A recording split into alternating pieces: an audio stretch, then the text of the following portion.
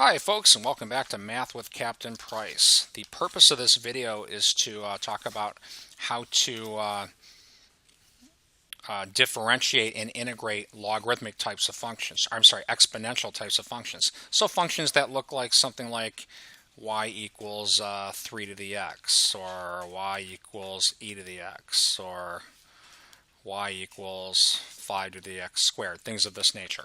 So what I'm going to do here is first kind of write a general exponential type of function. So let's just look at y equals a to the x, where a could be a 2, a 5, a 7.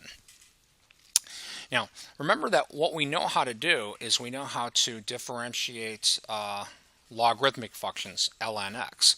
So what I can do here is turn this into something that I can differentiate by taking the natural log of both sides. So this would read ln of y is equal to ln of a to the x.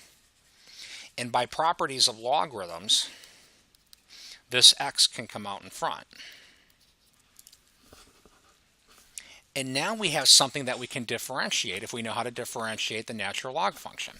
If I go ahead and differentiate both sides of this, so d dx of this entire thing, the derivative of ln y is 1 over y dy dx. Or we could shorthand that to 1 over y prime. That's because the derivative of the natural log function, the derivative of ln of anything, is 1 over the anything. But you have to chain rule it. Because y is a function of x, that's why that term is there. So the first term is the derivative of the logarithmic function. This second term is the derivative, is the chain rule, differentiating the y term. On the right-hand side now,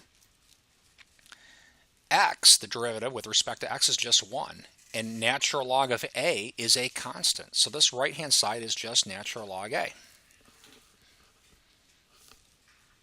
We can now just solve for dy dx. So dy dx is going to equal, notice that we have to multiply by y to solve for dy dx, and y is equal to a to the x. And you'll notice now I've got that thing differentiated. So as far as how do we differentiate these types of functions, we do so by taking the natural log first and then differentiating. I'm going to go ahead and do a couple examples of that. So let's look at this e to the x here. All right, y equals e to the x. If we take the natural log of both sides, this is going to read natural log y equals natural log e to the x.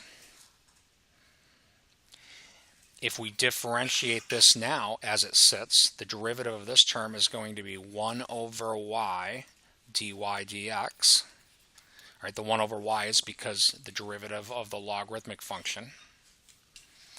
The dy dx is because y is a function of x, so that's from the chain rule. Equals. Now before I differentiate this, I'm going to make use of, again, properties of logarithms. This x can come out in front. X natural log of e. When we differentiate this, keeping in mind that natural log e is a constant, the derivative of x here is just 1. So this ends up being natural log e. Right? Because, imagine this were a 2x. If you take d dx of 2x, you get 2. If you take d dx of 7x, you get 7. If you take d dx of ln e of x, you get ln of e. Now the natural log of e is 1.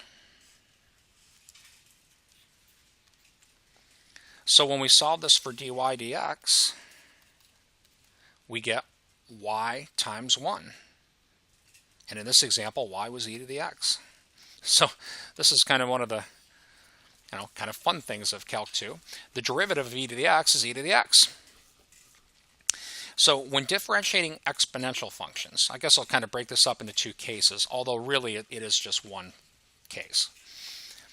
If you're differentiating an e to the x type of function, the derivative of e to the x is e to the x.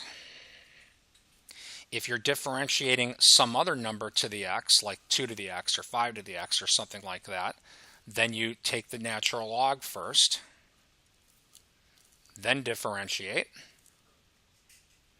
and then just solve for dy dx. So it's an implicit differentiation. So I think what I'll do is stop this video here, and because this video is just about how to differentiate, and I'll make a separate one for examples. Have a great day.